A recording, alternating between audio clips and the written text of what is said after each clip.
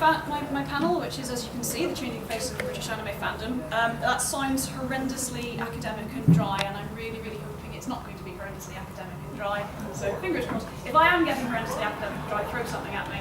Okay. Do any of you have anything that can be thrown? Yes. I approve of the touching, that's alright.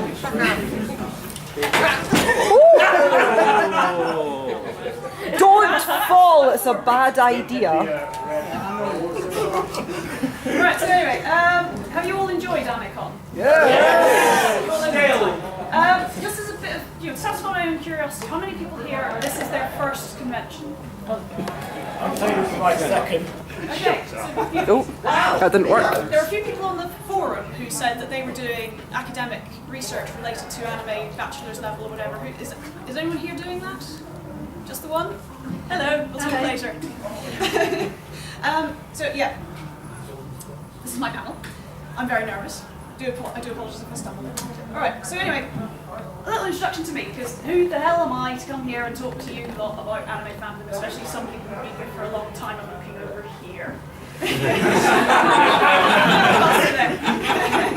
So yeah, as I said on the forum, I am a PhD student at Cosplay University. The short explanation for what my thesis is on is it's about British anime fandom and also how Japanese cultural industries respond to international fandoms. It is more detailed than that, but if I do that, I'll be here for the entire length of the panel, and everyone will just go, what? So, if anyone is really curious, hit me up later and I'll tell you. I have also been going to conventions since 1997, so not for the whole length of time that cons have been running. Aside from the ones in the middle who will know this, does anyone know when conventions first, like proper conventions started in the UK? 1904. Anime or everything? Anime cons. Oh Christ, is it 1992 or 93? 94. Anime Day 92. Sorry, 91. 91. Yeah. No, 94 was the last anime day, wasn't it? Yeah. Okay. So yeah, I haven't been there for the whole duration of it, but I've been there for a lot of it, and I've seen a lot of stuff. I had said on the forum that I was going to set up an academic blog, but it didn't happen. I'm going to blame the Olympics for anything that I wanted to do, but didn't happen. So if anyone does want to stay in touch with me about anything that I'm doing academically, that's my email address. I'm on Google Plus, which I'm probably going to use for my academic one because my Facebook one is just full of me swearing. Although if you do want to see me swearing, that's also my Facebook address. So yeah, I did also used to work for SFX magazine, if anyone read that between 2005 and 2009. Yeah, people who already knew that. Yeah, I used to work for SFX magazine, and I was more or less the resident anime person. We had a freelancer who did a lot of stuff as well. But I was sort of there to say, yes, this is an important thing and we should be reviewing it, and then they ignored me. So anyway, participation guidelines. I didn't have this originally, but then Will did it in his panel yesterday and I thought it was a good idea. Please interact with this. This is part of me wanting to keep it as light-hearted as possible. I want to hear things from people. I don't pretend to know everything about anime fandom. Just because I've been there and seen a lot of it doesn't mean that I know it all. If I say something wrong, or something that's inaccurate, please tell me. I need to know these things. Yeah, he's rubbing his hands, so he's going to wind me up, probably will. So yeah, I'm quite happy to be corrected. I'm quite happy to have gaps in my knowledge filled in. This is how academics are supposed to work. And I'm going to have a Q&A session at the end if we have time, but don't be afraid to ask questions in the middle of it. Another thing, my friend is filming this for my own purposes. I will be putting it on YouTube for people who wanted to see it and couldn't make it, but also I may potentially take things that people say to me in this and use them for reference later on in things that I write. If anyone's bothered by that, just don't say anything. Is everyone alright with that? Are you going to make the slides available for download? I can make the slides available if you wish, yes. Okay, so let's go on. So, in my day, right, I'm not going to start off with fandom itself because I think it's important to understand where anime was at the time. Now, granted as well, this is me coming into it when manga video was the dominant force. There was a lot of stuff that happened before my time as such, which I don't necessarily know so much about, so this is just a broad overview. How was anime distributed? As I've said, manga video were the main players. They were, I believe, the first and largest anime distributor in the UK. Their catalogue was mostly sexual or violent in nature. They're the ones that were responsible for the early media coverage of anime, which was tentacles! I think it was The Guardian ran an article which described anime as blood, guts and Bambi eyes. I can't remember when that was exactly, but yes, that's what press coverage related to anime was like at the time, and it was largely based on the fact that Manga Video was releasing. They released Akira, they released Fist of the North Star, Legend of the Ogre Fiend, the main thing that people drew on. I think they did release a few things which were subtitled after much demand, but they predominantly released English dubs. Manga Video's approach to dubbing, they took a few American dubs over for the bigger titles, things like Akira, but a lot of the stuff that they released was actually stuff which they dubbed themselves. This is a hilarious function where they hired British actors and for the most part got them to speak with American accents. They also had a rather interesting approach to translation in that they didn't necessarily so much translate as just take a line and say, that needs more swearing. Appleseed. I do actually have a bit of an example of this. This is a clip. Does anyone know? Certainly the longer running fans will know this. Does anyone know a series called Cyber City Oedo 808? Yes. Does anyone know the line that I'm going to show you? Possibly not. Right. Background for this: the plot of Cyber City Oedo is a cyberpunk series in which 3 criminals were taken and told that they could shave time off their sentences if they acted for the police force in a sort of unofficial capacity. There were 3 OVAs for it, 3 main characters, each OVA focused on a different one. The third one had a plot about genetically modified vampires. The clip that I'm going to show you is a scene where they've just been told there's vampires out there and go investigate. And 2 characters that you'll see, one of them says to the other one in a kind of camaraderie kind of way, hey, vampires, that's pretty scary, right? The other one turns around to him and says, well, actually, if you read the literature, vampires were quite tragic figures, and they're to be pitied. That's basically the gist of what he says. This is how it came out in the English version. Hey, Benton, don't crap your pants if you see a vampire out there. Get lost. You wouldn't recognize a goddamn vampire if one jumped up and bit you on the end of your fucking dick.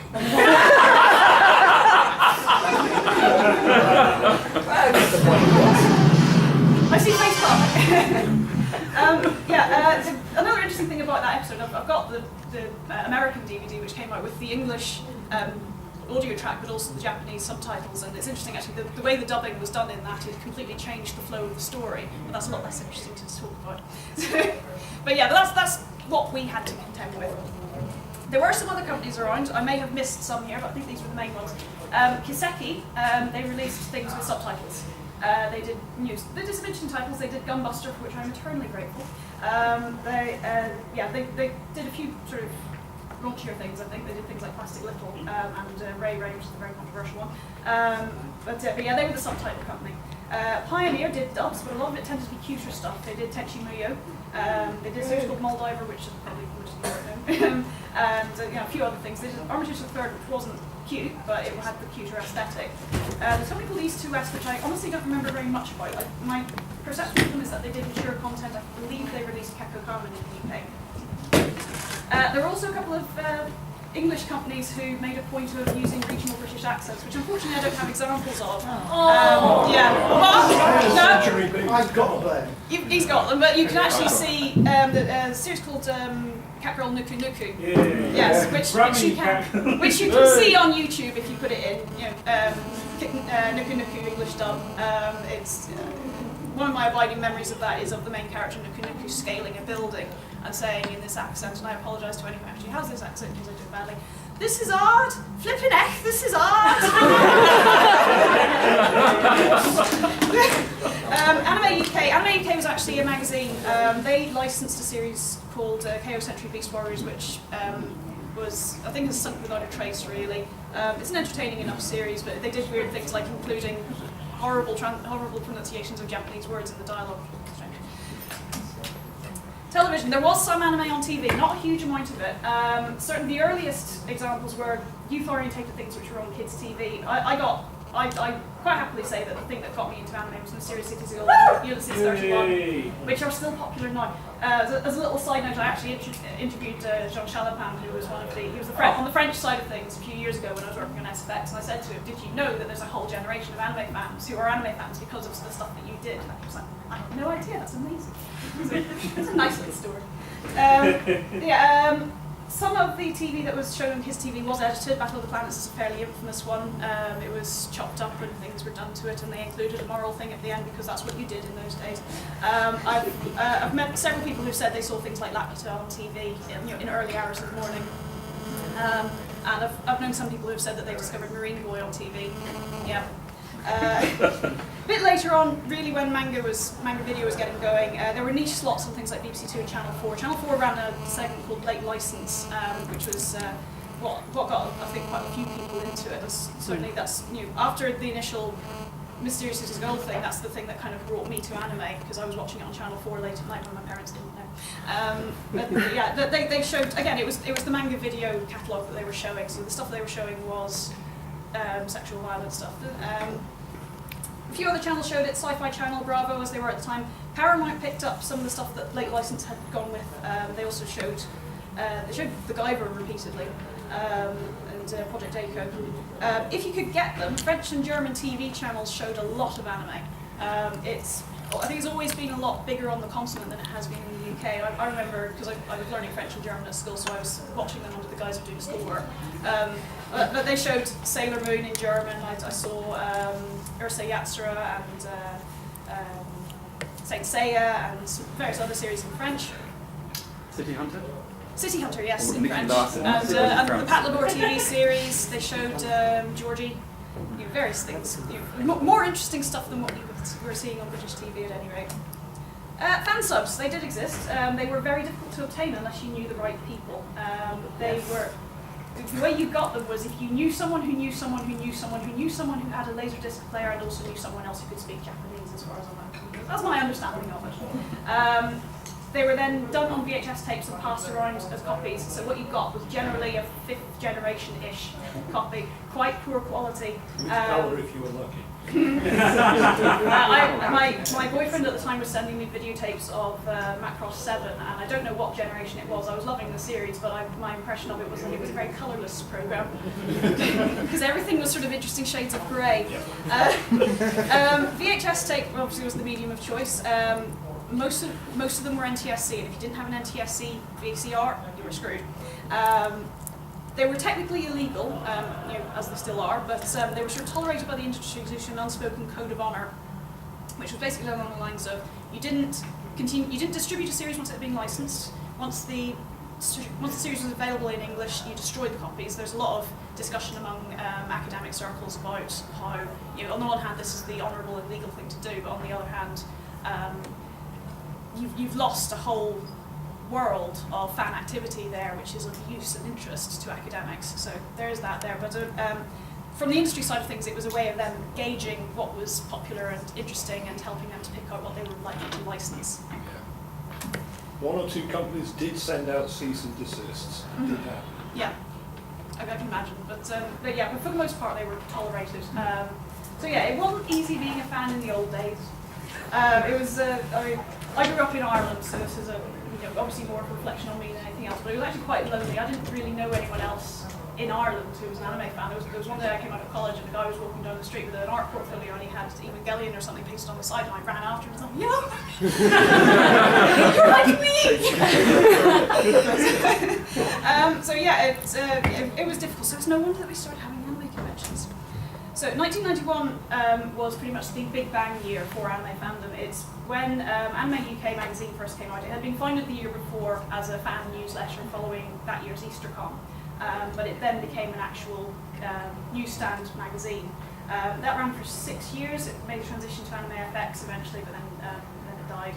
The first organised Amecon was Anime Day, held in Sheffield. I believe it was sponsored by Sheffield Space Centre, am I right? I believe so, Yeah, I yes. think so. Helen McCarthy did a one-day event 91 before the first year of Anime Day 92. Yeah, the Lion, at the Lion House. Yeah. Okay.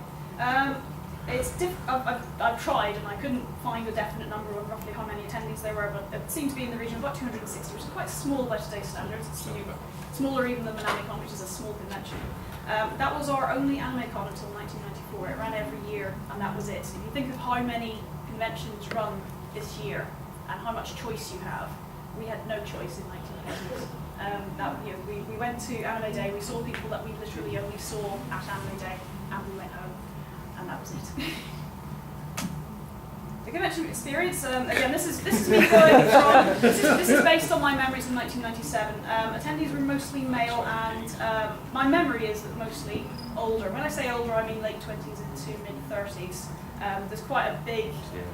That's younger. Compared to today, there's quite a big contingent of teenagers and people in their early 20s who go to conventions now, and there wasn't quite that same sort of balance in those days. It was mostly sort of older, in the sense of late 20s and up. You could get membership very, very easily. You didn't have to. They encouraged paying in advance, so they'd have an idea of numbers, but you could just show up on the day and buy a membership. You could also get day memberships instead of just having to pay for the whole weekend, which hasn't been a thing for a long, long time. There was a much heavier emphasis on the video programming and fewer and less diverse panels. I've got the program actually from Shinenkai 98, which is my second convention. It was quite an extensive video program. This is all video stuff. But the actual non-video stuff, when I get to it, yeah.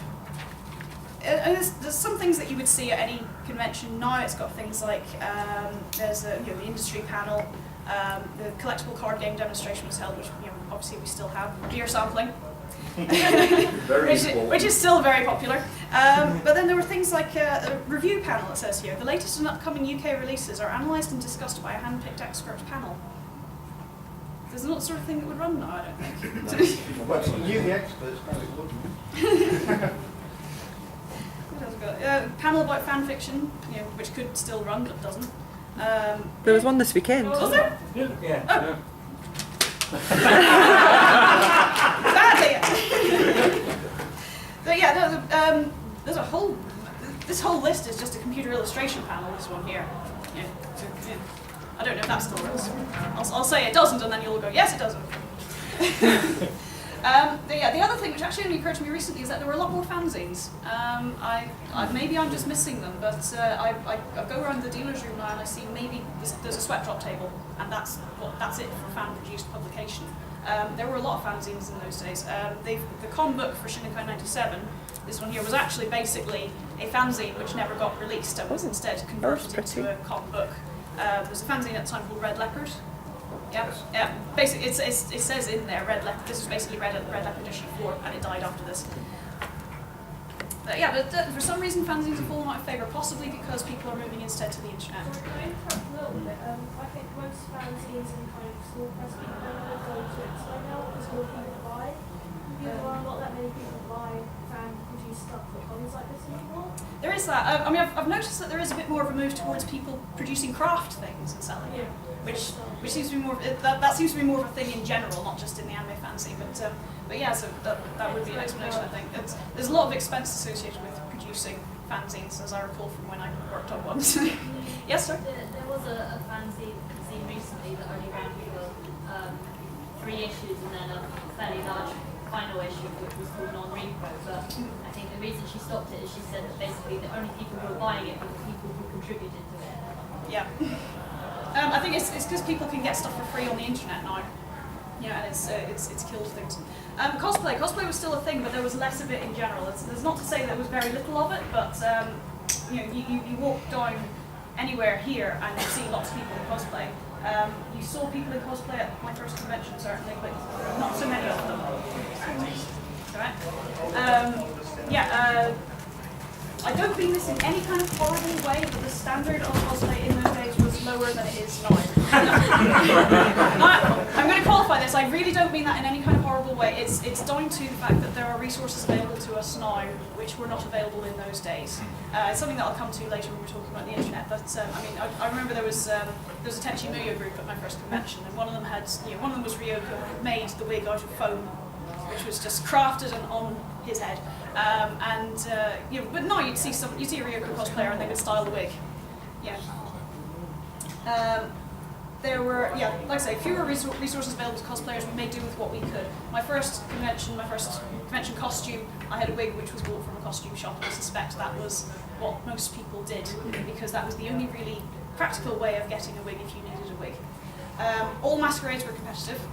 It was generally accepted that if you went into a masquerade, you were happy to be judged. I do remember why this changed, or at least I remember one of the major factors for why this changed. And I won't go into it now, but if anyone wants to know, find me in the bar. Occasionally there were floor prizes. Floor prizes were things for people who were in costume but who didn't enter the masquerade, and my recollection of it is that they were generally people who caught the eye of the committee and were given an award for doing something impressive.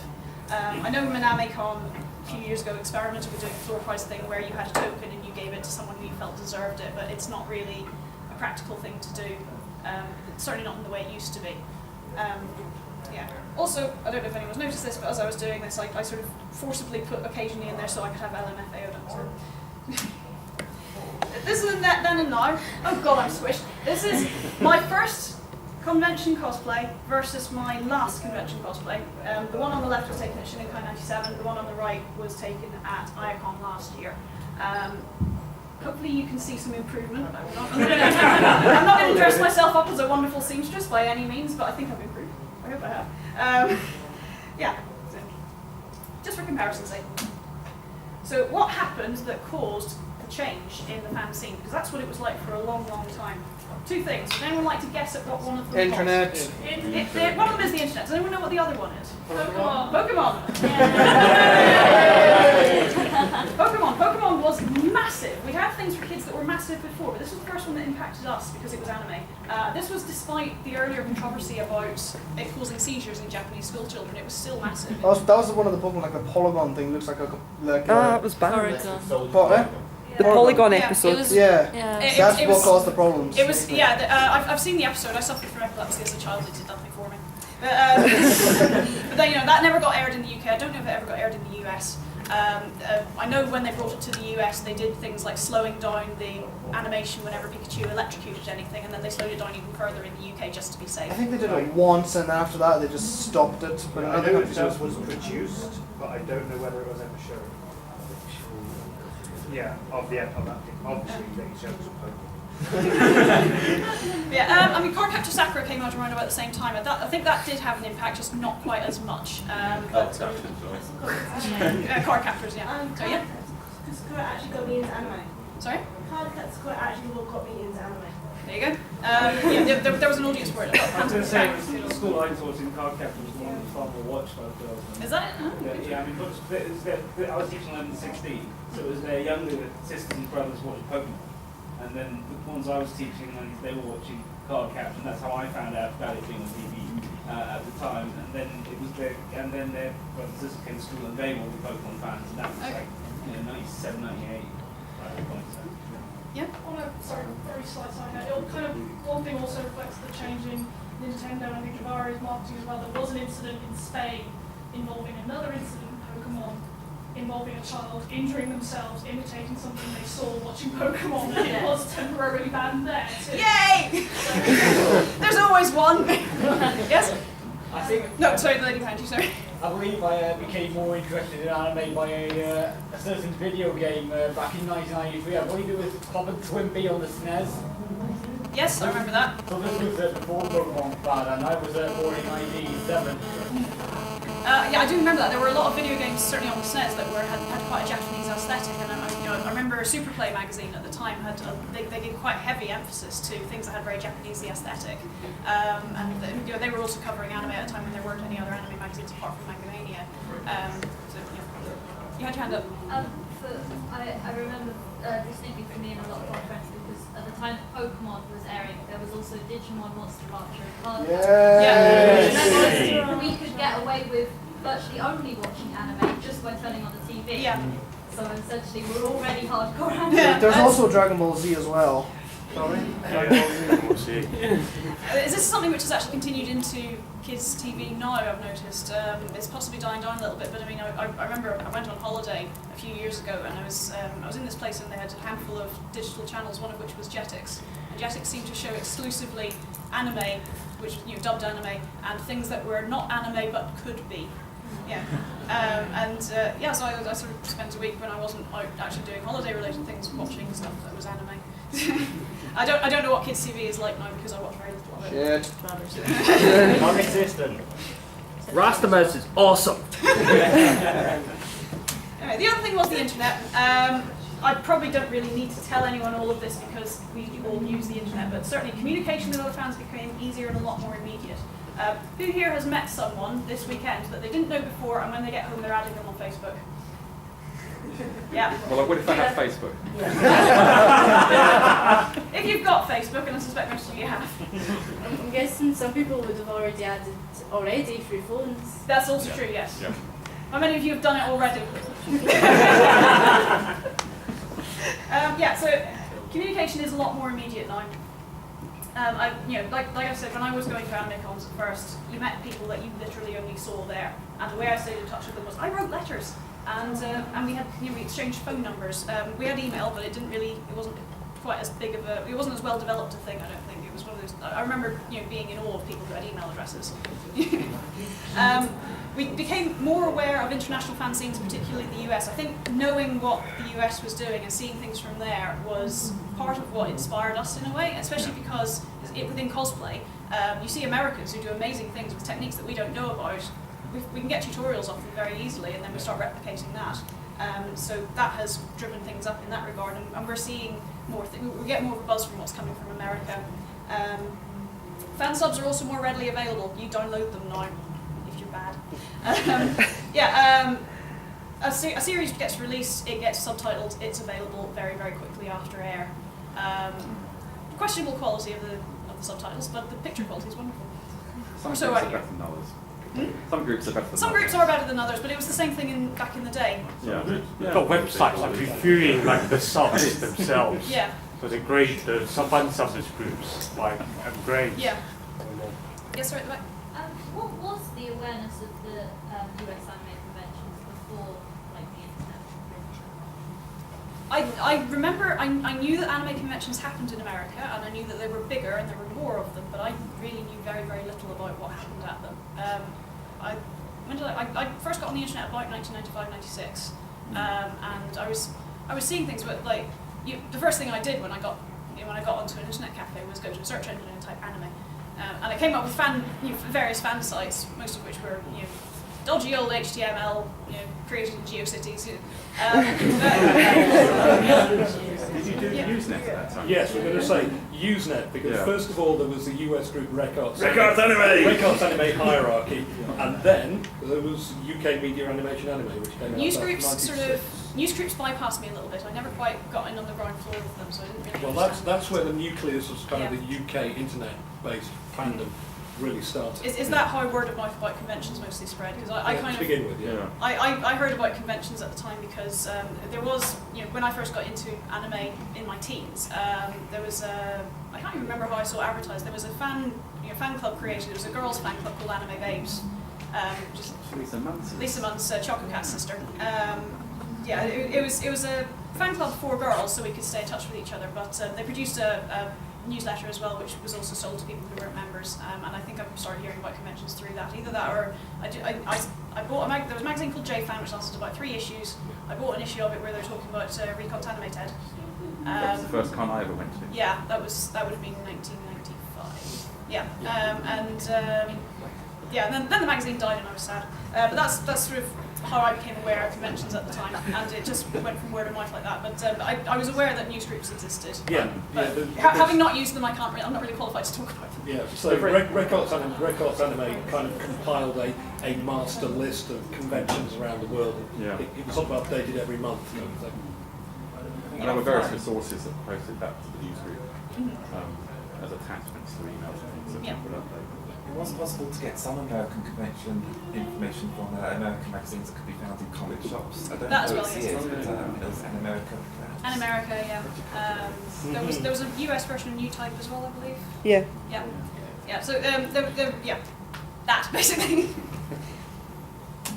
Alright, I'm going to be a little bit academic now and talk about Azuma, Hiroki Azuma, who's a Japanese sociologist who has written about Japanese otaku.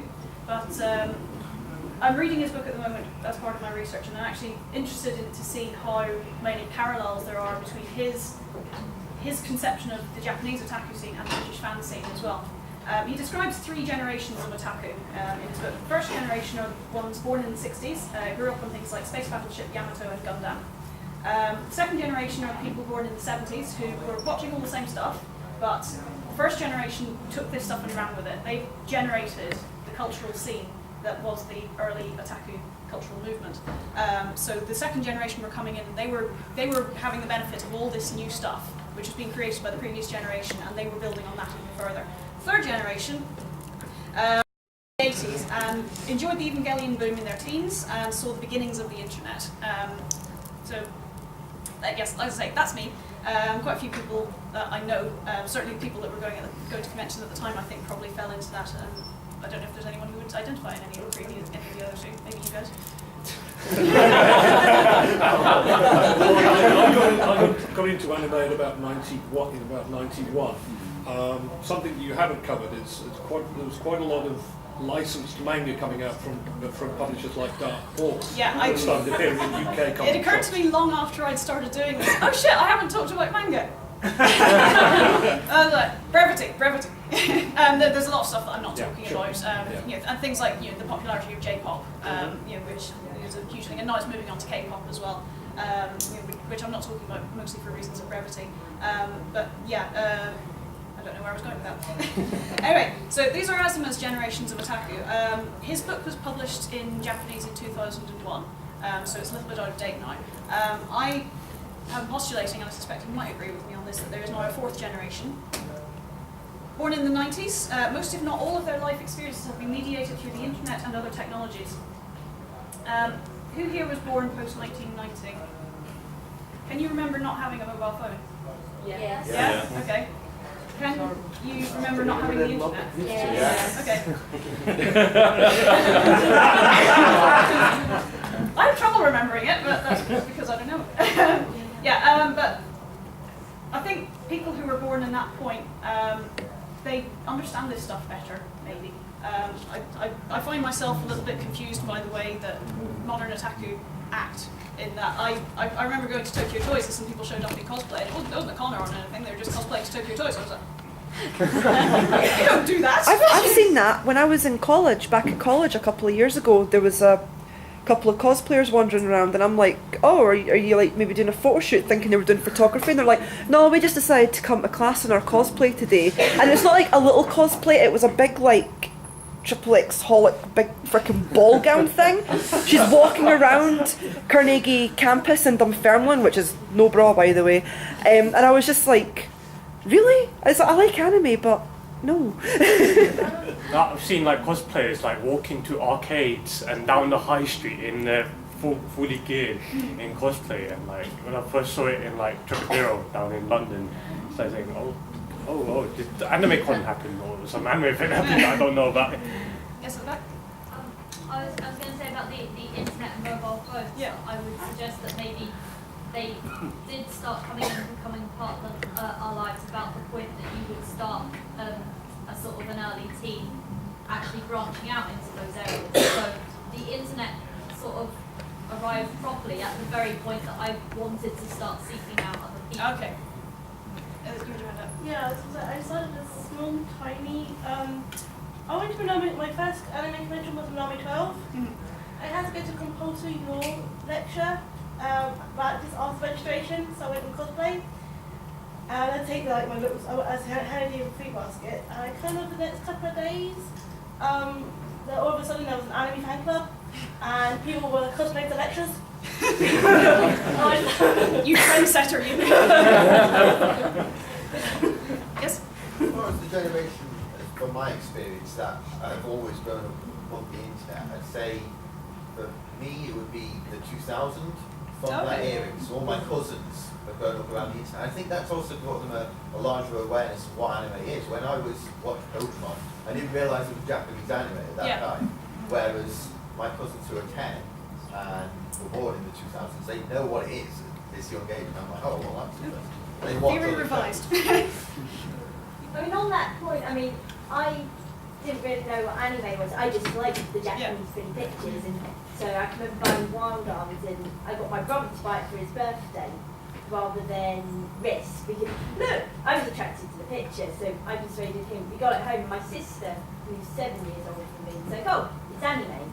It's Japanese cartoons." And I'm like, "Oh, right, okay." And so I'm not quite sure, especially considering she's really not into this scene, and she doesn't go onto the internet, but she knew about it, and I didn't, so it had to be around somehow in wider kind of mainstream. There was a sort of period where anything with a Japanese aesthetic was inherently cool. I think it's not quite died out either, but I do remember you were just throwing in. There was an ad for MTV which just randomly threw in a picture of some big-eyed anime-looking girl for no reason. They didn't show any anime.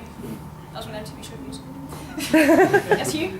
I was just going to give you a purely anecdotal example that would fit your numbers for generation, which is when we released Elfin Lead at ADV, one of the first sales I made at an MTM Expo was to a girl who was cosplaying Elfin Lead and her mother had to buy it for her because she was too young to buy it. She didn't have it. So that would have been about, she'd seen it on Anime Network, so that would be October 2007. So October 2007, she was 12. So I think that gives you that and then I've given this how huge out of Elfin Lead was for us in sales terms. I think, and given how many of them were underage girls who'd seen it on the Anime Network, I think that gives you, a concrete set of numbers of people who actually fit the fourth generation definition. Yeah, I mean, I'm quite like on third generation, so I was born like 80s, grew up in my pizza cast, Lucy 31, all that stuff. Again, I didn't know that was actually anime, I just got the style of it. And obviously before the internet came about, you were seeing things like on manga, late night, or doing the globe list and all that stuff. But again, I didn't know what it was until obviously manga developed the whole ultra manga plus violent this stuff. I think most people who saw anime when they were very young didn't really care that it was Japanese. Because I know I certainly had no perception of it watching Mysteriously Gold. And it wasn't something that bothered you. It's something which people who got into it that way come back to it and say they remember that the story was a lot more complicated and a lot more satisfying, which isn't necessarily inherent to anime. A lot of people like to argue that it is. It's not necessarily inherent, but it was certainly something different to what we were being offered by other kids' TV at the time. I mean, literally, I know for a fact, like, but I know when I grew up, actually, with the internet coming along, sort of, obviously, brought information on GeoCities, and you think, oh, Dragon Ball Z, when they came up, oh, Super Saiyan 4, what's that? You look up a picture, things like that, and how you would find certain things in this day and age, like Gundam, which you never accessed, like maybe 30 years ago, especially for us anyways, and you're supposed to see it sometimes all that available to you now, or basically but I mean, especially, as you say, the internet, for me, the generations, it's a huge difference. Yeah. I really want to let everyone talk, but I'm sort of conscious of time, so I'm going to have a Q&A afterwards if we've got time, so I will quite happily come back to you. I was third generation, I got into it. I only had channels 1 to 5, so when I got into Kaiju, I was like, this is pretty, and my friend went, come to my house and watch the thing called Sailor Moon. I'm like, more people, like, what kind of costumes? And they're pretty, okay. The other thing about people, younger anime fans, is that, as I said, this is something that surprises me. They're less shy about their hobbies and are more likely to openly incorporate their fandom into their own sense of personal identity. I don't know what it was like for other anime fans who were going to conventions in the 90s. I know for me there was this big separation for me between when I went to school and what I was like at school and the fact that I watched anime, mostly because people that I talked to wouldn't have understood it. I actually remember having a blazing row with someone in my classroom because she stood there and goes, oh, it's just animated porn. And I was like, no, it's not, I shall educate you on this. Fuck. You got me! Fans now don't seem to be ashamed of it. Maybe ashamed's not the right word, but they're not coy about it. They're quite happy, to incorporate it into the other things that make up their lives. They're more visible in non-anime communities. I can go on, I'm into pro wrestling. I go onto pro wrestling forums and people have Edward Elric avatars and anime-inspired names, and it's very obvious. Much more tech-savvy and experimental. I think the main thing that encompasses this is actually the emergence of the net idols. The likes of, was it Magibon who was the first one, who just sort of sat and stared at a camera, and that would be popular in Japan. And it's moved on, and there are a few of them now. We've got Dakota Rose and Becky Cruel and Venus Angelic. And again, this is something that is strange to me, because it was kind of it's someone going on YouTube and making a video and putting it out there and being like, this is me, and I'm sort of like, no, you don't do that. You sit there quietly and enjoy it by yourself. Yes, sir. I was just thinking, I wonder if the boom of Pokemon actually, in a way, sort of broke down the image that manga had set up of anime is porn and everything. I can go with that. Yes, I think that's very very accurate. Because Pokemon was a mainstream thing and it was blatantly not porn. Yeah, depending on which fan communities you're around. I've seen some of the Japanese mangas and how they got edited when they were released in America. Oh. There was that episode of James's boobs. Oh yeah. Yeah, no, there was a Pokemon manga which was I've seen the original Japanese scans and Jessie had these enormous ostrich eggs on her chest which were completely eradicated in the American release. And then there was another one where they were wearing bikinis and they were just completely coloured in so they looked like they were wearing wetsuits. Strange approach to editing. Yes. Yeah, so definitely the English I think doesn't apply to the 90s ones. So if you're a child in the 90s, you hid that nonsense. Yeah. If people found out, there's like people I know now that were adults that were at schools near me, and they said that they were fans in the past, but they would never have told anyone back then. I think this might be just a failure on my part because I still think of the 90s as being relatively recent and then people say, it was 20 years ago and I go, oh! Now you know how we Do you know what makes me feel really old? The knowledge that there are people coming to this convention and it's their first convention and they weren't even born when I went to my first convention. Yeah. And you guys have been feeling that for a while, I guess. Yes? I definitely agree on some Hassel's point because I remember, for example, watching some in a class when I was really bored and I'd done all the work, and people would stop and stare, and they'd look at you and they'd think, what the hell are you doing? Stuff like that. And now my cousins, they have sketchbooks. If they draw anime characters. Nobody, people go, oh, what's this really interesting? Oh, that's really tough. People compliment them, whereas before people would go, what the hell are you doing? Okay, this where it comes from. Where I was going with that is that I see stories about people who are in their teens and doing anime-related things at school quite unashamedly, and everyone's sort of open about it. And that to me feels like a sort of 90s kid thing because teens in the 2000s, but maybe I'm wrong. Yes. One of the things you're talking about was blanking out James's boobs.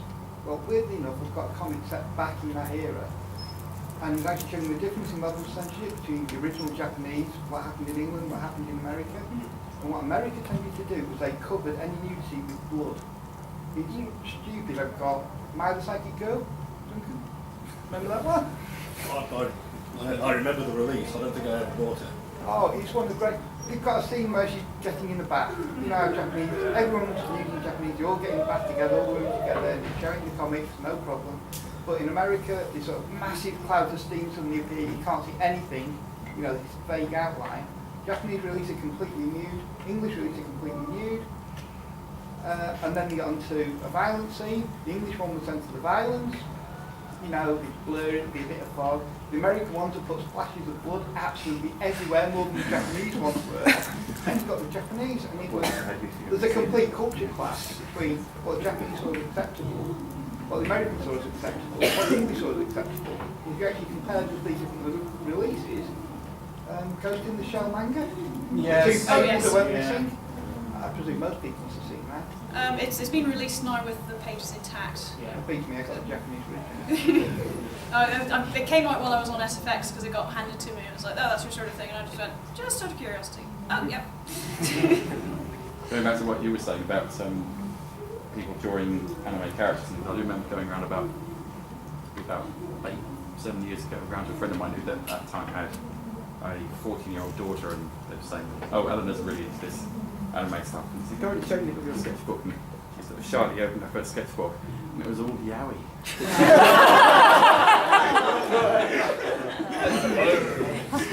They do live with Brian, mind you. The bullying with regards to, that's anime, like, from the 90s generation, I quite often found, like, whenever I would question them, like, well, why do you think it's all porn? The answer, like, if they would genuinely give me the time of day to actually answer, would always be like, well, my parents say so. It was never necessarily in their experience, but their parents had told them, oh, anime, that's all porn. That's interesting. Daily Fail. Daily Fail. I think it was it The Sun that ran a big nasty thing about... They want to talk, they got one on the third page. Oh yeah, well, hypocrisy in tabloids, film at 11. But you got to remember. And if it wasn't porn, it was all for kids. Like ages 6 and 7. Things like Pokemon. If you're 8 and you like anime, oh, you're immature. Like even as a child. Yeah, I think that's something which hasn't gone away as well. I mean, the main thing which is sort of in this regard, I mean, in a very recent example is I've got friends on my Facebook page who are comics fans, and they are in despair at the fact that newspapers are still running articles which say comics are not just for kids anymore. Duh. It's been that way for a while. But yeah, so it's a perception that still hasn't quite gone away. That anything animated is for kids, despite how things have changed. Some people are just determined to not pay any attention, but then that's tabloids all over. Do you have your hand up, or you just have your jaunty ankle? One of the weird things is everyone except the BBFC classifies films as propaganda sentiment, but different argument. But they didn't exist when I started watching stuff. They're only relatively recent, 70s. 80s, mid-80s was the BBFC period. So stuff that originally we were watching, there weren't any age limits on it. It was when manga came out, they were putting 18 certificates on stuff, but no one was looking at it. And Granny's were buying, you know, it's like a doji, for the kids. It's literally several papers ran headlines. Granny went into W.H. Smith's because it was on the shelves in W.H. Smith's. It was 30 quid a tape. They'd buy it for the kids because the BBFC had only just come out. They made it in 18, but they didn't look at it, bought it for the kids, and then they went to complain. Yeah. I do remember that happening as well. It's not, again, that's not a thing which is unique to anime. There's been a lot of the BBFC classifies something, and then people just don't pay attention to the rating because they think, oh, no, you know, it's got a childish sounding name. Wasn't it? Adventure Kid was released in the UK as Adventure Duo because the BBFC felt that people would see kids and say, oh, it's for children. So, I remember that being a justification at the time anyway. So yeah, I'm getting to the end of this anyway. Where are we now? There's a much more even balance between male and female fans. I don't think anyone is going to dispute that. I'm looking at the room here, and I think we might actually be slightly more female. Hey. Guys next door. I said that I've go for it in hentai rooms, and you get as many girls coming in there to I think there's, you know, it's even out as well on age, overall age as well. There are a lot more young people coming to conventions now. I know there are a lot of people who went to conventions when I was going who just stopped going, which is a shame in many ways because you know, it's nice to see people who carry on and see what happens. But it's nice to see new people as well. I can tell you the age and gender stats for Minami if you want, but I don't have the figures for Ryan. I'll talk to you about that later. I put them into a spreadsheet because I'm sad like that. No, Neil, that's why we love you. Did I? Because I know I originally was going to talk about this, and I can't remember if I related it. Did I tell anyone the story of how I sat down with the list of Minami registrations at Minamicon 6? Minamicon used to print in their con book a list of everyone who had registered before the con book went to press. I sat down one year with a few other people. It was Minami 6, and we counted how many women's names were on the list. And then we counted how many people named Chris were registered. And there were more people named Chris registered at Minamicon 6 than there were women registered. Well, I think one of them got counted twice because her name was Christine. Yeah. Yes? Kristen Helfinger, I think. Something about the age thing. I remember going to maybe an Amecon 2-3 years ago, and you know you have to share the kitchen and everything. I was doing a last minute cosplay and that, and a girl came in and said, "What are you still doing that? You're too old to be doing cosplay." I remember I'm 26, she said, "I'm like 22, 23. Oh, I stopped cosplaying years ago. I've waited till 18 months because I like it." That's something which I'm seeing a lot of, and it's more of a separate kind of thing. There is this weird kind of perception of, oh, you're too old to be doing that. I'm 31, and I'm still cosplaying, and I don't see myself stopping anytime soon. I don't think it's something that you. I think that's something that you define for yourself when you're too old for it. There is no age at which you are too old to be doing blah blah blah. But again, it's something that I don't really see it so much from people outside of the fan communities, mostly because I think people kind of go, oh, that's interesting, and then that's kind of all they say about it. But it's younger anime fans I do see on the internet in particular saying, oh no, you don't cosplay past the age of 21. Yeah, I noticed that I'm doing less and less and more simpler ones, but that's just due to heat and time and single work. Yeah, you have different priorities as you get older, obviously, and then you scale things back. And I know a lot of people, once they reach a certain point, start moving towards more sci-fi costuming and fantasy. But yeah, it's not something that there is a too old for thing. I myself do anime or Aya and do sci-fi at the expos. Yeah. Because it's just easier because it's just different crowds I mix with and things. Yeah, but even then you're seeing people coming to anime conventions and cosplaying as things which are peripherally anime or really not anime but nonetheless of interest. At this con there's My Little Pony cosplayers, there are There are Homestuck. Avatar cosplayers, Adventure Time cosplayers. These are things which are not anime in the purest sense or not anime at all, but which are of interest to the fan group nonetheless. It's a lot less exclusive now. Yeah, less of a separation between fan identity and everyday identity. Like I said earlier, people are less coy about it.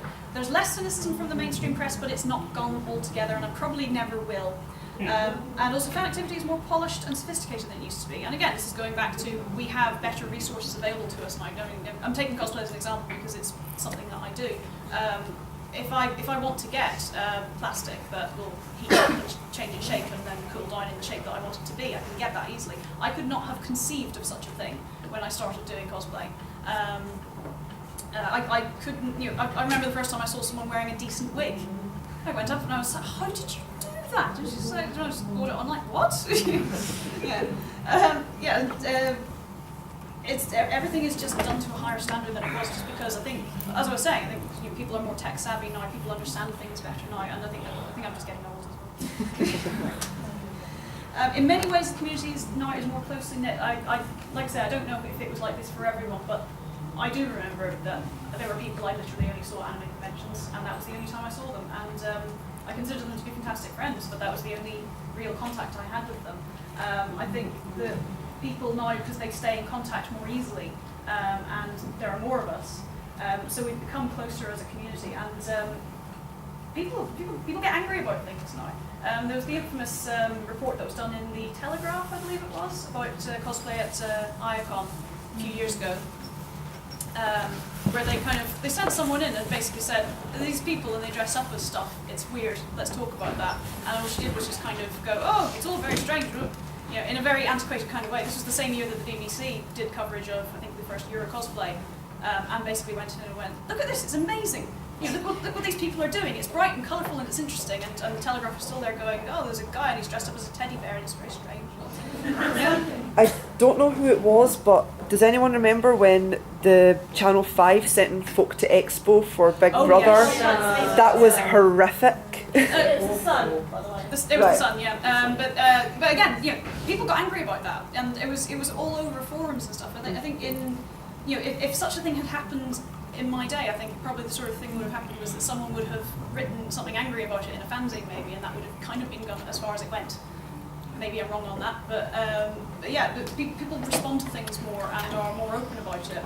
And you start to see a little bit of a change. Like I say, we had the positive coverage from the BBC about Euro cosplay and about the cosplay ball, and it's becoming more of a thing that people just kind of accept as a thing that people do. We're beginning to make our mark on the wider world, whether it's through popular culture, social activity, or academic pursuits. When I say popular culture, I mean something that I thought of during Will's Cyberpunk panel yesterday, and then didn't get the opportunity to bring up. I remember when The Matrix came out. One of the things that was said to me was that it was the film that was being made by people like us, and I don't really necessarily rate The Matrix as a wonderful film because I saw it too late, but I can see what they mean. It did new things, and I think that was our lot coming through. When I say academic pursuits, I see so many people who are doing cosplay documentaries for college. Surely it's been covered already. I remember when I was, I did video production at university, and I remember when I suggested doing a cosplay documentary, which never then came to pass. But lots of people have done it since, and people who write about anime for university papers. I know I did loads. I wrote both my bachelor's and my master's thesis on anime. I'm writing my PhD thesis on anime, and I know lots of other people are doing it as well. And a lot of this has been made made possible or easier through technological advances, and it is things like you can get in contact with people a lot more easily. bit further reading. If anyone does want to read Azuma's book, I've got it here. That's the name of it up there. Where is it? This one here? Database Animal. Yes. It's an academic book which is written for non-academic people, so it's very interesting to read. It is fascinating to see. Idiot's Guide to Anime. Huh? Idiot's Guide to Anime. It's not an Idiot's Guide to Anime. Or are you suggesting that? Suggesting. Okay. I've seen a few Idiot's Guides and so on. They are. Bitterly, I remember contributing to one and then never getting a credit. But yeah, I mentioned this one purely because I referenced it earlier. It is a fascinating book. It's about the Japanese otaku fan scene, but is nonetheless very interesting as non-Japanese, to non-Japanese readers. And like I say, it's because it's written for a non-academic audience. It's not a dry text. There are undoubtedly other books that I can't remember right now, because I don't have them with me. But I'll undoubtedly be adding to this if and when I get my blog up and running. Open discussion. I have given it that subtitle because I met up with, it was one of your friends. I met up with a couple of, at your birthday, I met up with someone and he said to me, so have you been going to cons long enough that you remember what London Expo was like before there were lots of free hug signs? And I went, yeah. And he goes, wow, you really are an old fag. Yeah. Oh, bless him. So I've got that there. Basically, I know there were people who had their hands up and I wasn't able to get to them, and I'm very sorry. So we'll do that now. Does anyone have anything they want to add or any questions they want to ask, or Bill? I've worked right. The generations that we were discussing. Do you consider those to be binary in nature, or sort of fuzzy at the edges? Fuzzy at the edges. I think there is certainly a lot of crossover. I mean, it came up in the discussion that I said fourth generation 90s, and people largely disagreed with me, but then Hugh had an example which fit within that. I don't consider it to be set in stone by any means. I know as well there are probably people who were born in the 70s and then didn't discover anime until Evangelion, so it's not a set in stone binary thing by any means. Can we posit then a fifth generation from the late 90s onwards, which represents a much more open idea of the media source, which is where you have now the young people who are coming in, generally younger people, and it'll be, the cosplay will be anime inspired, Western cartoons inspired, webcomic inspired, as well as. So there's much less of a delineation between the anime and the manga and the Japanese and things which are produced by Western fans of the older generation. Yeah, I would agree with that. From talking to you, I was sort of already thinking, fifth generation, which is. I mean, undoubtedly there is going. It seems to be the generations run in every sort of in 10-year blocks loosely, so I would say yes, there is a fifth generation which is emerging, and you're seeing that. And it is in people who are not focusing entirely on anime. You? Yes.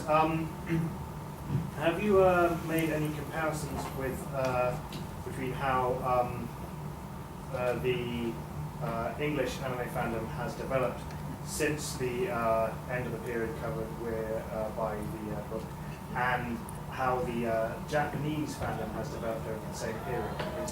In my impression, it seems that the Western fans are catching up so fast that, if anything, like many sections of the Japanese fandom seem to be a few years behind in terms of things like technology, and that often the internet's been embraced more by the West than the people who actually make it. Yeah, I haven't done a lot of research into more recent Japanese fandom, mostly because, well, two reasons. Firstly, I'm concentrating on British fandom. There's not been a whole lot written about British fandom in existing fan studies. Lots about American fandom, lots about Australian fandom, strangely, and Japanese fandom, which is mostly in Japanese. This is the other issue. I don't speak Japanese anywhere near well enough to be able to read Japanese texts. I have to rely on them being translated. But I'm mostly focusing on British fandom, so that's what I'm doing. I certainly would be interested to see, to compare how Japanese fandom has changed in the last 11 years, since the publication of Azuma's book. mostly because it is something as well. When I mentioned about people not being shy about it anymore, there does still seem to be a little bit of a coyness about otaku in Japan. And I went to a conference a couple of months ago, and there was a guy there he was a Japanese professor. He was talking about the Cool Japan movement and about sort of the popularity of anime and how what they term soft power. And I spoke to him afterwards and I said, well, you've got this where you're sort of actively promoting anime and related things as being sort of cool Japan, but at the same time there's this kind of this shyness about it. The sort of I don't know what younger people are like, but I always feel a little bit anxious about saying to Japanese people I like anime because I don't know if they then sit there and go, oh, I see. There's a difference in perception of what we understand of the word otaku and what. There is that. But even then, that's funny because I went to Japan in 2009, and I was sitting in a bar in Fukuoka and talking to people, and it came out that I was an anime fan, and I was talking to this Japanese businessman, and he said, "You're otaku," and I said, "No, not otaku, no." And he was like, "No, you're an anime fan, you're an otaku." And I was like, okay. My understanding of it is that it's quite a negative. Yes. It's got a lot of negative connotations. I don't know what, because I know there are a lot of people who, English-speaking people who will quite happily say otaku and just mean it as I'm an anime fan. Yeah. Speaking to the woman, the mother of the Japanese family I was staying with, she was saying, no, I'm not really into that sort of stuff.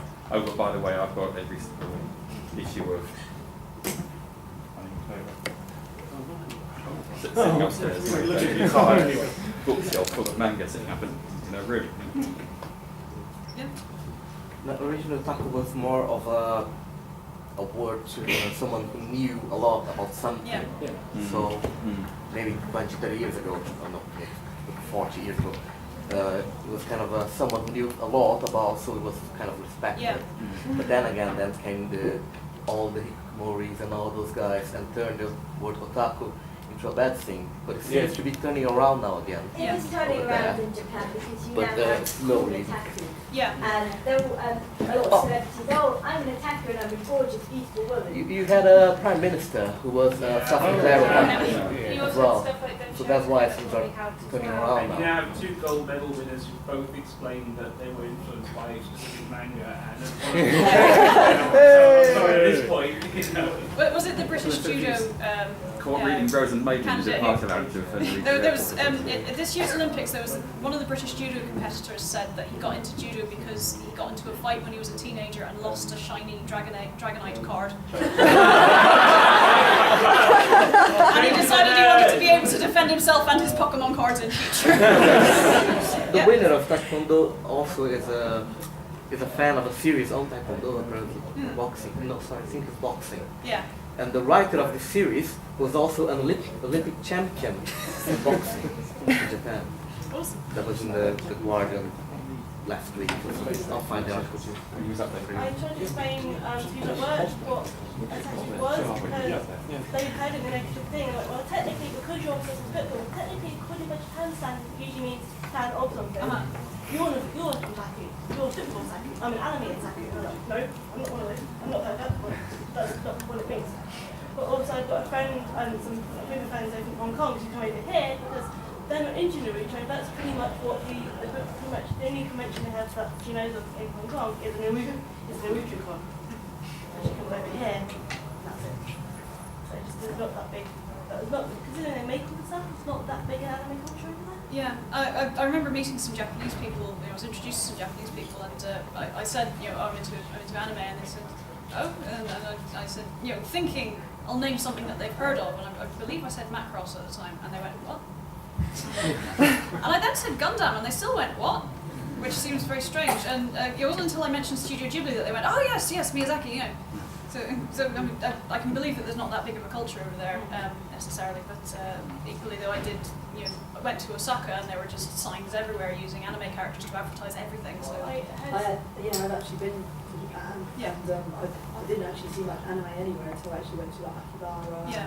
And it's not in your face over there. I think it would be. From our preconceptions, it's probably different, where it's actually like it's more, even turning on television, anime only shown at like prime times. Most of it's like television drama. Japanese TV struck me as being mostly sort of chat and variety shows and period dramas. And food programs. Lots of food programs. Lots and lots of food programs.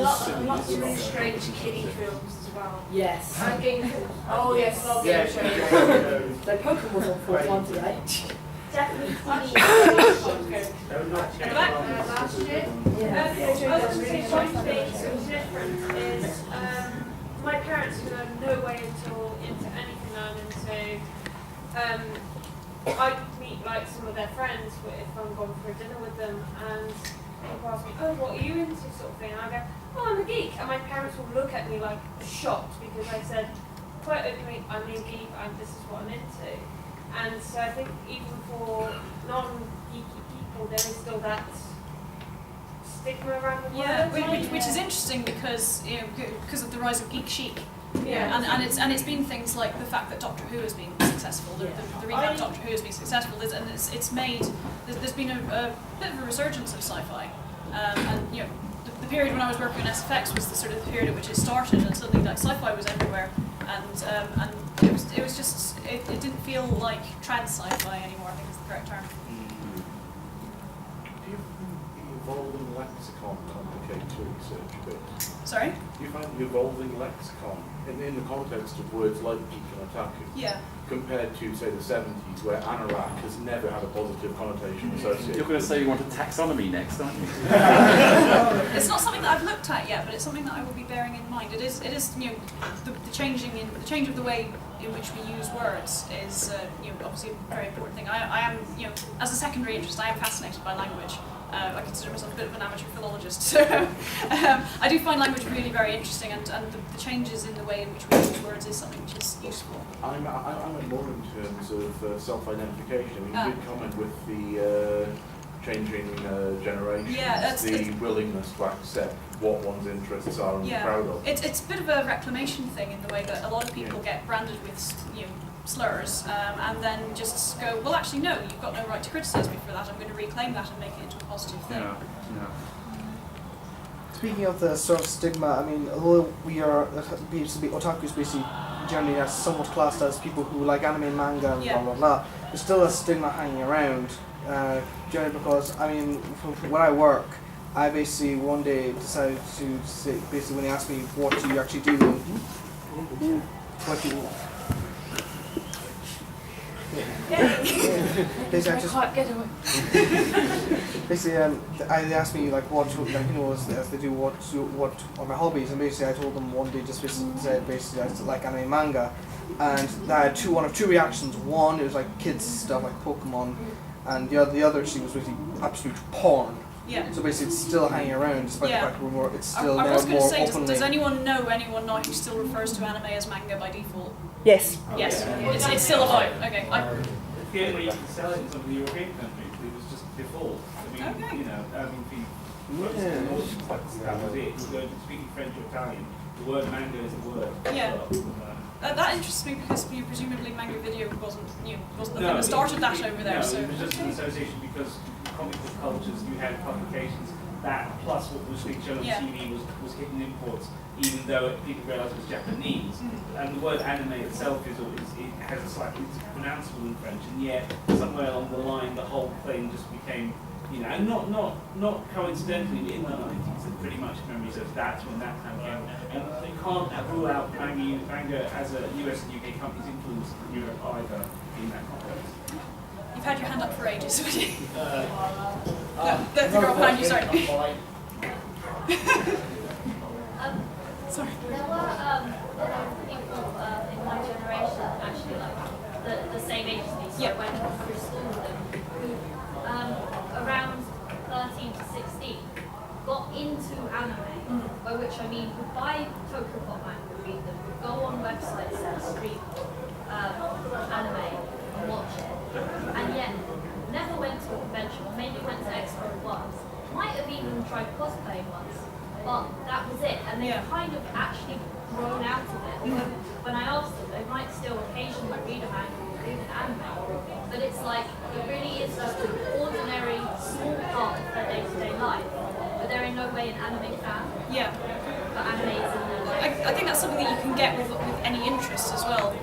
have people who kind of dabble in something, but that's kind of the extent to which they... Happens a lot in video games.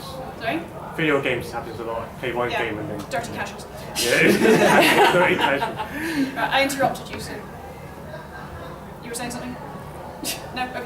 Yeah, I was going to say so. I pointed at someone there, and the person who felt response. Am I pointing at them? Yeah, sorry. Pick someone. It's so polite. The amount of people I know who will have a lot of anime, but if you ask they won't consider themselves a fan. It's something so intense, especially because, like you said, when I was growing up, Pokemon and that was very much to do with mainstream. It's not considered a thing. Yeah, I was going to mention, make a point, you said about the reception of anime in general culture. I do really think that the internet had a huge impact in this. I agree with that in a sense, because now it's very easy for people to have an opinion on the internet, for other people to voice it and to also comment on it.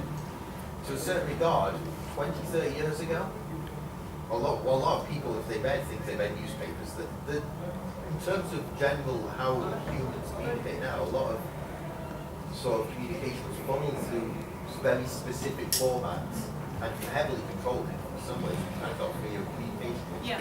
So it makes it interesting to things like the revolutions and some of the things in these countries like the Middle East wouldn't have happened if it had just been the papers. And I wonder if for the adoption of anime being, well, normal, inverted commas, if that if fan service has sort of inhibited that a bit. Because I still have to, for example, I'll watch things and then if a bit of fan service comes on and my mum's in, I'm just like, okay, I'll get rid of it. I don't want to explain the point. Yeah. And I do wonder if it slowed down the thing. I mean, Pokemon obviously goes against that, but then there's always that rule of the internet. 34, which nobody likes. Yeah. I think the internet gives people a chance to get things that they couldn't normally, and as you were saying, it does. It's a forum for everyone, which is both its greatest strength and its greatest weakness. I think in the so-called fifth generation, where Moe like culture really started kicking in that period, where they focused less on this raunchy like panty shots and tits to just general cuteness, and I think that was more mainstream. I think Pokemon was the main one of the main spearheads of that, and Hello Kitty. Panty shots and boots still go and look at Funimation. They sit on there at the bucket road. There was one place in Japan that I didn't get a negative reaction to being anime banned, and that was on the monorail on the way to Comic Does the big change be that there are adult anime fans? I mean, I got into anime when I was 13 or 14, I'm now a teacher.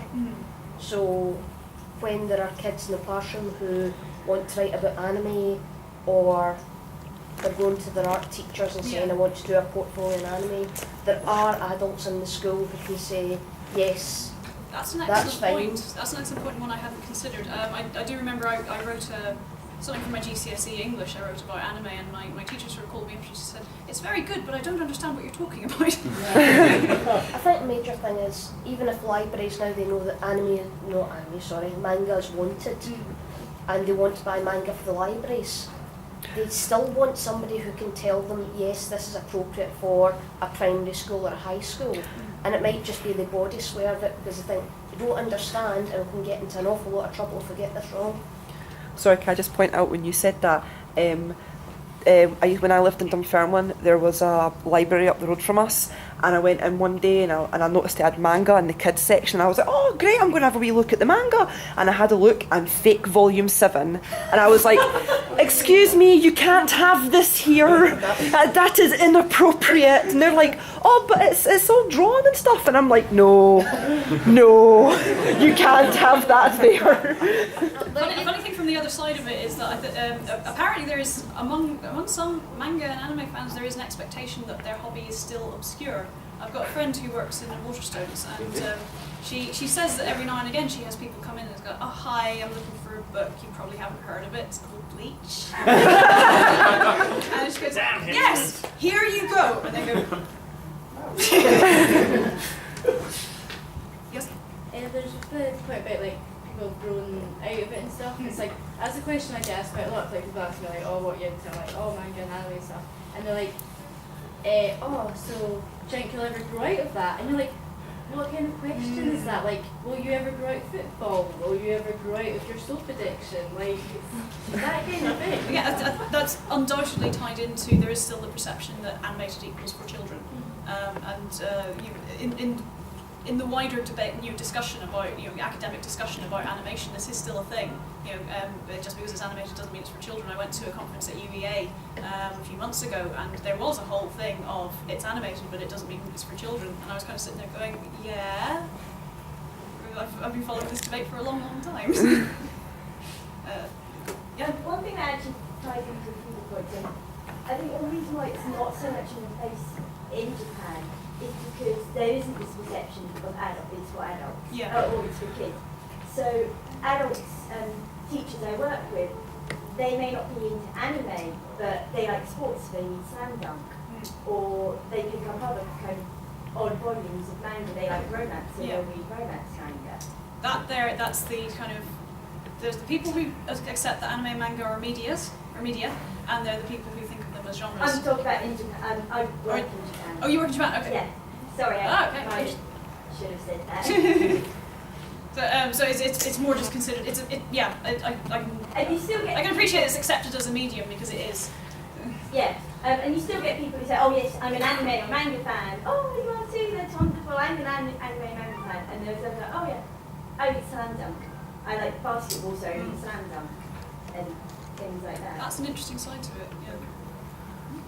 Yeah, if a manga video releasing a wider selection of different genres of anime videos, would it have made the anime fan base better? Can I answer that? Better? They did release a wider selection. They Oh, did yeah. sell. The only ones that sold were the sex and violence. They released some very cute stuff. That's what they the didn't sell. Western fans at the time appeared to want. That's what sold well. So Yeah, they have. That's the market design. But then even when we go back to when I was getting into anime manga, compare the dubs then and the stories then and now. Anime back then was shit. They had no plot line. And you loved it because you liked anime and manga. I mean, no, not all of them. Not all of them.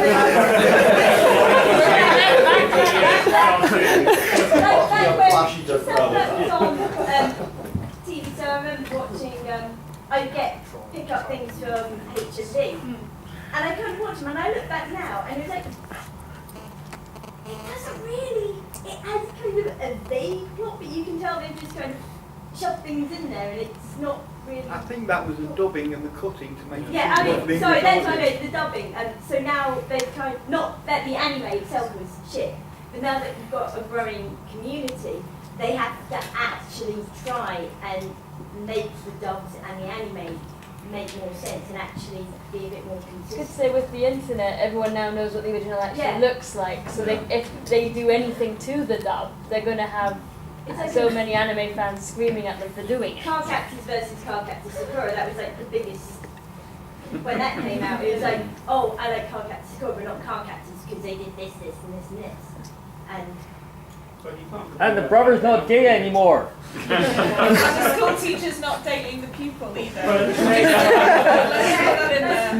at the same time, it's probably worth pointing out just how many people here have said that seeing Pokemon on TV or seeing Card Captors on TV is what got them started. Yeah. So I'm sorry, but in the end, it was worth doing. You may not like what they did, but it got you started, and that's what the business is all about. It's all about making sure that as we move along and people stop buying one thing, you've got to get people interested in the next thing. And if it means that when it comes over to the West, the only way to do it is to do all these cuts. If it makes sure that a few years later you will come back and go, can we have it uncut now, please? Boom, there we go. You've got the DVD sales. I'm sorry, it works. You have to accept that. How much you dislike it, it works. Same with Sci-Fi Channel, same with everyone else along the way. We're here now because these things happen, as well as what we did on our own, not because not in spite of the things you listed in your lecture. The great thing about everything you summarised there is it all contributes to who we are as a community. Everybody here, in one way or another, has come together through one of those routes you've listed. I'll quite unashamedly say that it was the early manga video releases. I would quite unashamedly say that there was the early manga video releases were very samey. I've actually got this is the catalogue of all the stuff that they were releasing at one point. It's very old. Huge section on science fiction, which is from page 4 to 25, and then comedy is 41 to 44. It's all this sort of thing. I would quite happily say that that's the stuff that cemented. The Serious Cities Golden was my in. That was the thing that cemented it. But it's led me on to other things. And I'm quite unashamedly say that. And I don't really, as much as there are things that maybe we all would have liked them to do differently, I don't really begrudge them the fact that they did that. Will? Something. I was going to say, you'd find some major series or events or whatnot for like the first, second, third generation, and for the fourth. What do you think will define, say, the fourth and the fifth? I guess. This one's a bit Pokemon was the fourth, wasn't it? Yeah. Yeah. So for the fifth, would you say that there will be a huge series push or something like that that's defined the fifth generation? You can't deny it's popular. I have no idea is my answer to that. I plan for these things, and I'm doing a similar talk at UEA next month, which is going to be shorter, along similar lines, and I keep coming back to this, where are we going, and I'm just sitting there going, I have no idea. Do you think one thing will actually define the fifth generation, or will it be like I think it's more likely to be several things, and the internet is undoubtedly going to play a major part in that. But I wouldn't feel qualified to postulate exactly what's going to happen. Can I just say, I think one thing that will do is stuff like Final Fantasy, which one was it, movie The Spirits Within? Yeah. That sneaking animation into mainstream cinema industry, and then you get Avatar, and animation suddenly not being seen as purely Japanese anymore. It's spreading more awareness of animation as a tool.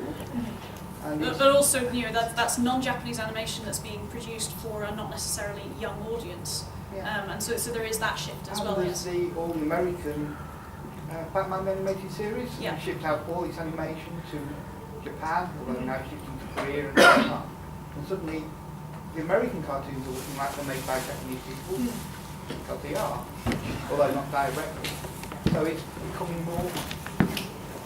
Animation itself is seen as more common. Or fluid, as it were. People are starting to leave, and I'm conscious of the fact that I've run 20 minutes over time. So. Right. I think I can safely say the only thing that's stopping you overrunning is the amount of gophers in the room who need to pack up other rooms. Otherwise, we will let you overrun. Most of us are in here and enjoying it. You can overrun that. Well, speaking with somebody who never expects to outgrow enjoying Babylon 5.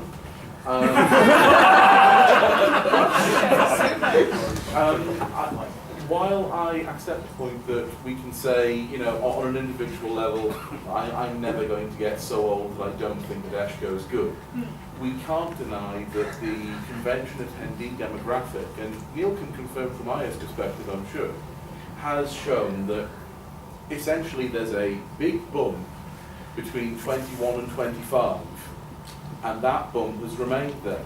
It tapers off once you get to That's about how it is at 32, Manami. 33. I think Aya and Ame are a little bit older. It's more like into the late 20s, but certainly the modal average, isn't it? But the mean isn't shifted. Well, sorry, the mean. Don't confuse me. The mean isn't shifting as fast as the conventions are moving in time terms. You are not getting the same attendees who went to Aya 2009 as being 90% of the same attendees who went to Aya 2005. And it's the same with us when we look at our... No, that's quite true. I've got stats going there for Konami for certainly about 5 years. And the peak is always so about while 3, those of 3, us 4. here can say on a personal level, I'm not going to outgrow it, we definitely can't say that there isn't an element of life moves on, and people do. If they don't outgrow anime, they outgrow the time that they used to have to invest in hobbies in general. Other life things take over, family, having kids, that sort of thing. Interesting thing that you said is actually, or what? No, oh, no. Sorry? I've got a few years left. I was saying earlier about the geeks. My dad teaches about being a geek. I'm like, yeah, but you're the one who got me into Red Dwarf. You're the one who got me into sci-fi. I'm named after a Doctor Who character. Is your name Silent? One of the companions. But he teased me for being a geek and cosplay and things like that. I think, yes, but you know a guy who poses one in Klingon. So it's not, it's the same culture, just different interests. And it's just, he doesn't understand what it is, but it's different cultures. It's, I like this, but I also like this, and I am a geek, but it's cool. And I remember when there's a site called 30, and someone put a shirt saying something about geek, something about nerds. And everyone go, no, nerds are bad, I'm a geek. Change this shirt to say geek. It was something like, I'm a geek, I'm a nerd and proud, and everyone's like, no, geek, change to geek. Nerds are, I'm a D&D player. And it's like, oh, you don't do players, you can't play, like, who we play D&D are, like, lonely people in dungeons. You need at least 3 people to play it. I remember when Joe Wiley in Major 1 was concerned that how someone was getting into what's it called, Warhammer, and saying it's really bad. I learned Dungeons and Dragons and Warhammer helped me learn maths, and I'm dyslexic with maths. So I actually wrote it going in and Presumably not Dungeons and Dragons 4th edition then.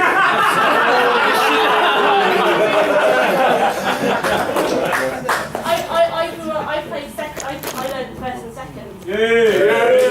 I played a magic dwarf, a dwarf mage. Probably 2nd edition then.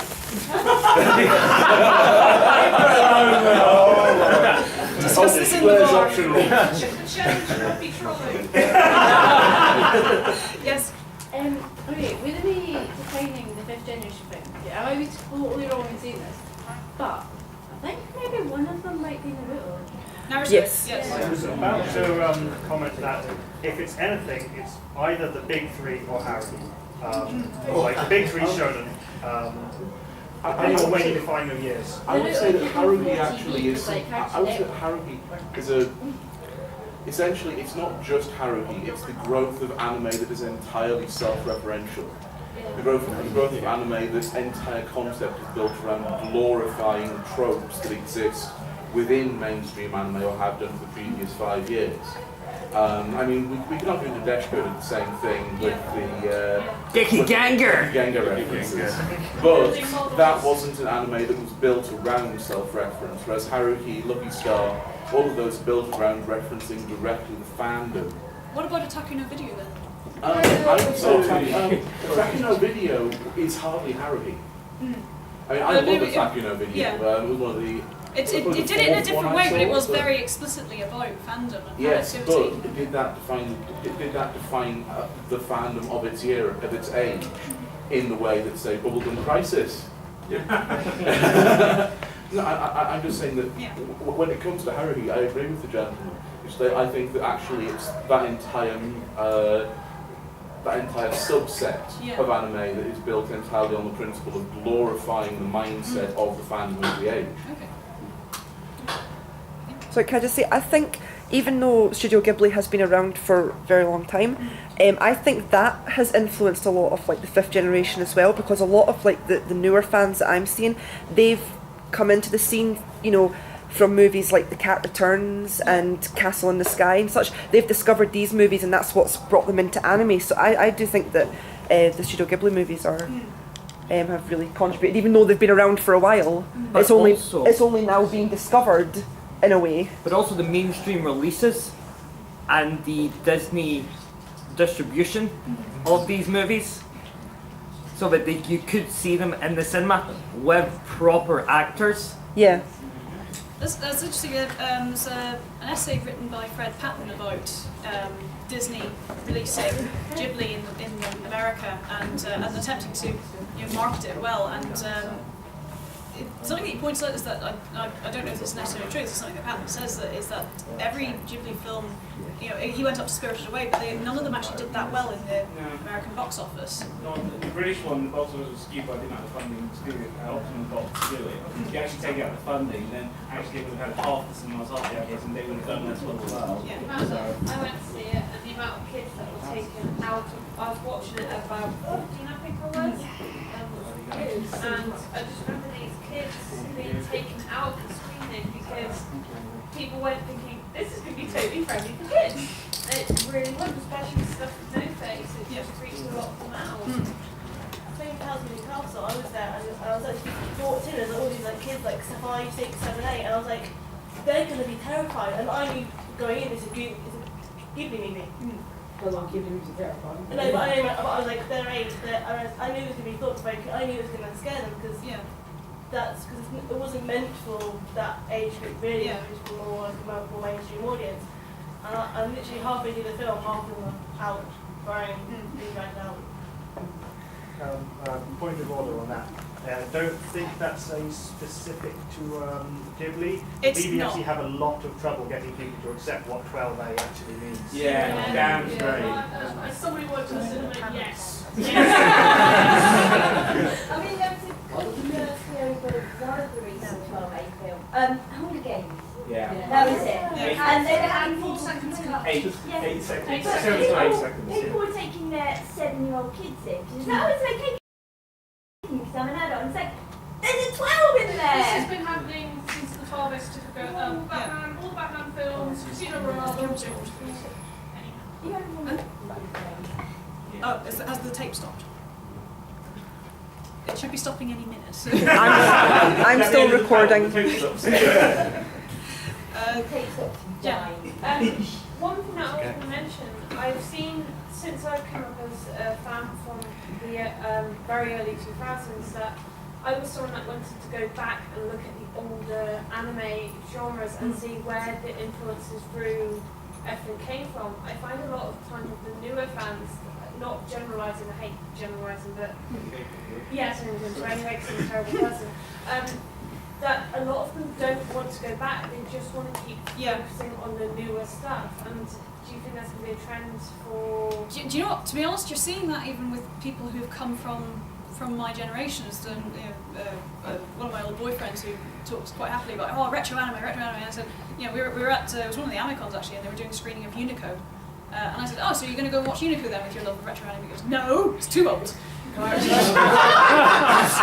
I think there'll always be a distinction between people everywhere who just want to have entertainment that they enjoy, and somebody wants to try and look at it deeper. I don't think that's I don't think that's a generational thing. I don't think that's an anime fan thing. There's a lot of stuff which you can talk about in terms of the way anime fans consume anime and the differences which are not particular to anime in any way, shape, You or can form. extrapolate that to film as well. Yeah. So how many people have seen anything previous to 60s here? Right. Who's seen Gunbuster 2 before they saw Gunbuster? I mean, that's the sort of thing I thought, they're rehashing old anime. Maybe that would ignite an interest in the old anime if they remade series. They're making Sailor Moon. Are they remaking Sailor Moon? Yeah, Oh god. Oh god. More closely based on the manga, apparently. I know very little. I'm probably excited, actually. Yeah. Because Naruto and One Piece was on Cartoon Network. Yes. I was just finishing. That's what I was saying. It was like the fifth generation that, because it was on TV, on channels that they could gain access to, whereas Harry and that wasn't on things like Cartoon Network and stuff. Yeah. I know. In America, the Adult Swim slot showed a lot of anime. Was there an Adult Swim slot in the UK? Did they do the same thing? Well, it was an anime, but it wasn't. No, it's mostly just the stuff like the Team Hunger Force. And it's also a young one showed at midnight, which was Is that tape? Okay. Okay. Right. My tape has run out, so anything that anyone says beyond this point will not be recorded. So is there anyone who was holding back because I was Yes, I didn't know if you recorded it. It will be recorded. Oh, they're recording me. Yeah? to say, I mostly got into it like properly at university when there was an anime society. I don't know whether you touched on that to start with. I didn't actually, and it's something that I probably should have done. There were a lot of, particularly at universities, there were anime societies. If it wasn't for that, I wouldn't have kind of started in 1997 and still running. On that subject, I mean, like going back to the Shinkai 98 non-video guide, where is it? Club panel. Anime clubs are springing up all over the UK. Real our expert panel to find out if there's one in your area, or if not, how to run one yourself. So it's new. This was a big thing for people, outside of conventions, and it's because that's what you do at university. You meet all these new people. And that is quite interesting, actually. As a convention organiser's perspective is that in that long ago, when you had somebody new join the committee, the first job you give them is the non-video program, because it's kind of easy. They won't have anything to turn up to watch the panel. You wouldn't dare do that these days because it's now the core function of the time. Yes, that's something else. Very few people in video games. I don't really remember it all that clearly, because the way I found out about conventions when I first started going to them was that I heard there's a convention happening, write to this address, and that, and there wasn't the web presence that we have now, and there wasn't the kind of the open call for people to suggest that they do, to suggest panels or events that they want to run. This is a more recent thing, and again, it's a level of engagement that fans have now that wasn't necessarily present then. I actually had a question. You were saying about the fourth generation, and specifically they self-identify much more closely with their fandom. Yeah. I was kind of wondering whether you figured that was a transitory thing. Because personally, I mean, when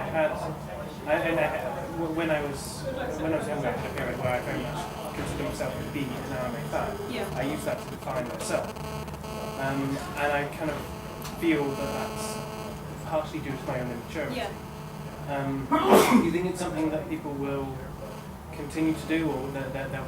I think this ties in actually quite well with the how there are some people who will never grow out of it, but then at the same time you see there are plenty of people who do. I think that they're linked. I think certainly I can quite happily see that there are people who are into anime and they're really into anime and they're an anime fan and they're out there and this is what I'm like.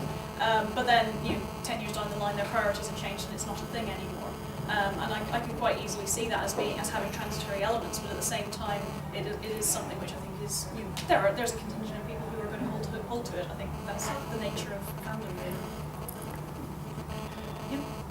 Just out of curiosity, can I get people to put up their hands if they are or have been a member of the University Anime Society?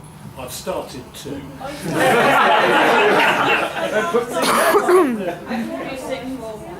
Okay. They didn't have one at any of my universities. They had one at Amecon, they had one at people going from Salem to go to the other university to their one, so I decided to do like a meet. But pretty much was a day no one could do. But when I graduated, when I left, someone kind of took my torch, as it were. Yeah. It was like when I was there, a few people were like, oh, we'll just go together. It's been playing. But actually, I think they found together now, maybe one big one. Yeah. So. Yep. I'm not in uni yet, but part of my process for looking at university is to make sure that they have the anime society. If I'd done something like that when I was at university, my mother would have clipped me really well.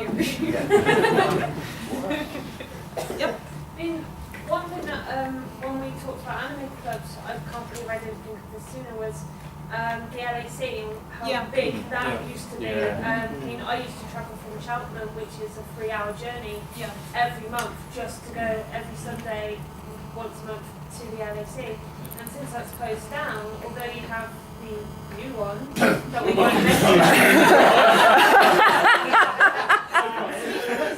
I find that apart from these sort of conventions, there's not as much as a meet-up system as there used to be with that. Quite fragmenting now because there's like the Lolita societies. Yeah, it seems like there are small meets which are organised through forums, but they're not organised in the same way that the original LAC was. So quick clarification, what's the LAC?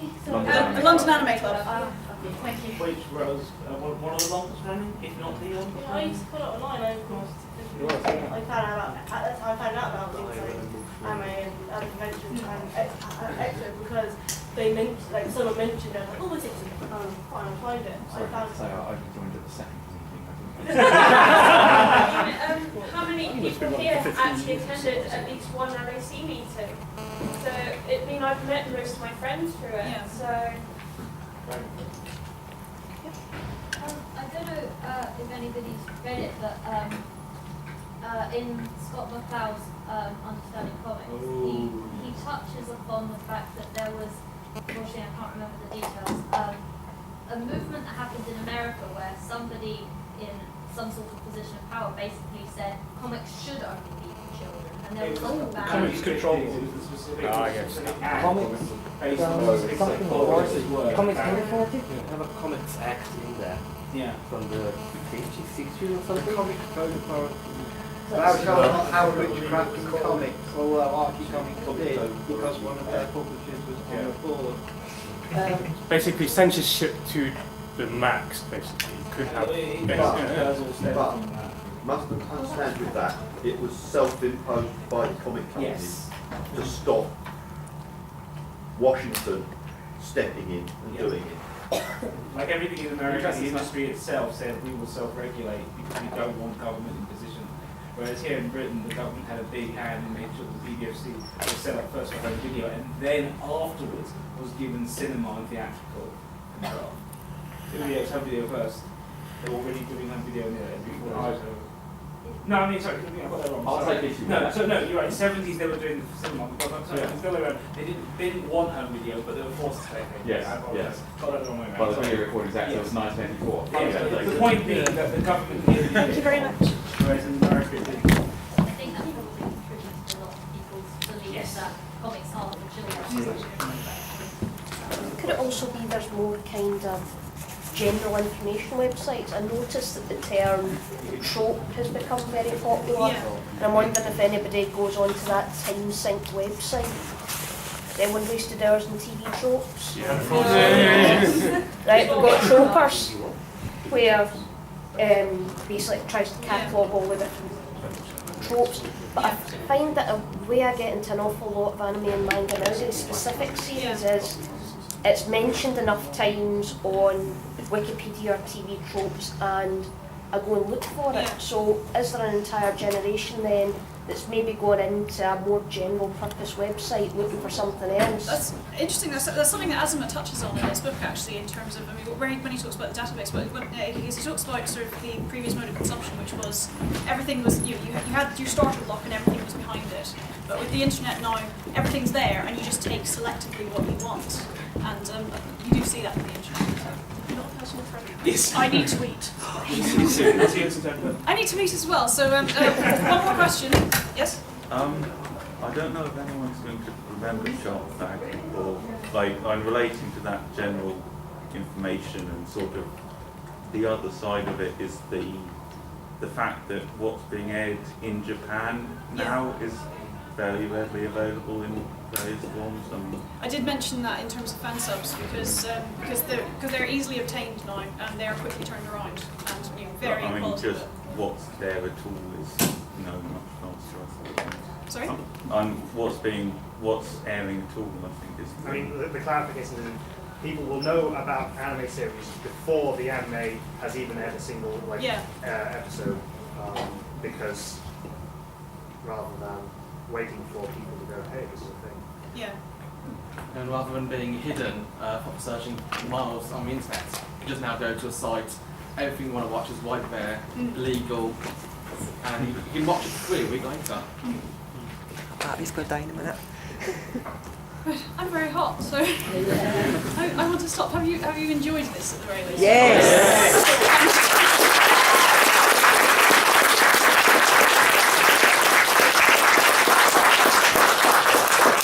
Do not let me keep you from the bar any longer.